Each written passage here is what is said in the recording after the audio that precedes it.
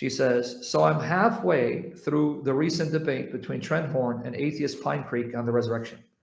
Now notice what she says. Pinecreek quoted Mike Licona and William Lane Craig to back up his skepticism.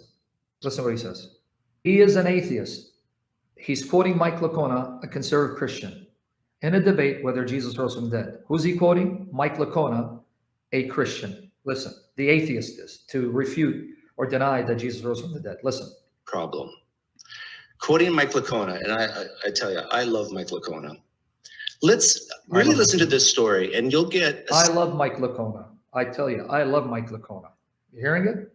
Sense of why a lot of what you read in the Gospels should not be trusted. Wow. Let's say 5 of us are at a restaurant, we're having dinner, but the police officers get it back, and they see there's still one-to-one correspondence, in many cases, word for word in our translation of what was said and done. The police officer, all the more, is going to be suspicious that we have colluded with one another. But there's still more, because it's not just 20 minutes later that we're writing these translations down. And he's quoting Mike Licona, by the way. This is Mike Licona. He's quoting Mike Licona. Listen. It's decades later, 30, 40 or more years later, that we're recalling these things, word for word translated. Now the police officer is rightly going to know that we worked with one another on this. This is all Mike Licona, Christian Mike Licona speaking. See? With the Gospels, you've got Jesus mainly speaking in Aramaic.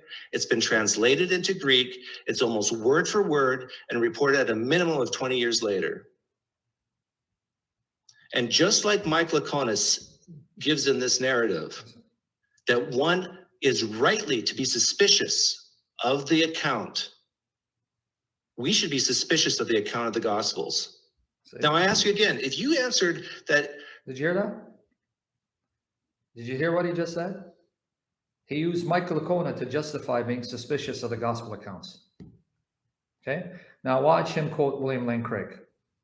These are our scholars today, folks. This is why I say, do not look to these scholars today. Look for those men and women that finished the race and died with integrity and are glorified in the presence of Jesus Christ, because they cannot disappoint you and shatter your heart.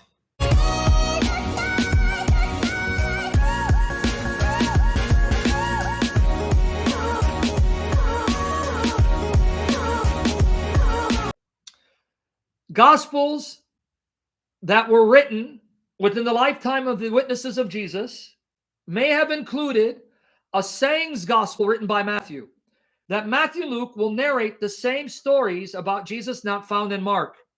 So some scholars assume that means there must have been another source called Q. There is no manuscript or historical evidence for a gospel called Q. It doesn't exist. And now they sell it online. Can you believe it? You can go to Amazon, put in Gospel Q.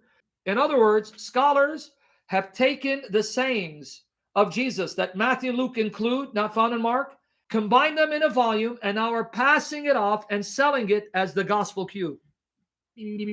However, there are scholars like Mark Goodacre say no.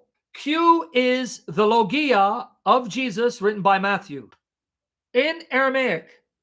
In fact, we have some evidence from this. Papias wrote a 5-volume work titled The Sayings of Our Lord. Eusebius, the church historian, wrote a history of the church. He finished it right before Nicaea, and he mentions these 5 volumes written around 135 AD.